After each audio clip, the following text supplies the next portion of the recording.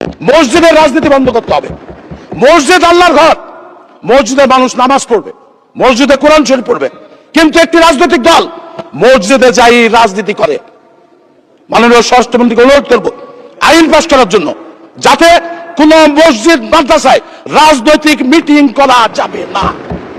আর আজ বলা হয় মসজিদের মধ্যে রাজনীতি বলতে দেওয়া হবে না।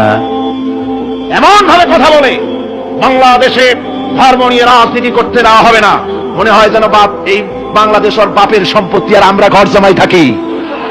মসজিদে নববী ছিল এই রাজনীতির প্রাণ কেন্দ্র। মসজিদে নববী কি ছিল? রাজনীতির প্রাণ কেন্দ্র। রাসূলুল্লাহ এখানে বসেই রোম শাম পারস্য বিজয়ের পরিকল্পনা করতেন। এখানে বসেই ওহদ বদর হুনাইন ইয়ারমুক যুদ্ধের সৈন্য রিক্রুট করেছেন মসজিদ নববীর ভেতরে বসে। এখানে বসে রাষ্ট্রদূতদের সঙ্গে সাক্ষাৎ প্রদান করেছেন, বিচার ফায়সালা করেছেন মসজিদের মধ্যে। আর আজ বলা হয় মসজিদের মধ্যে রাজনীতি বলতে দেওয়া হবে না।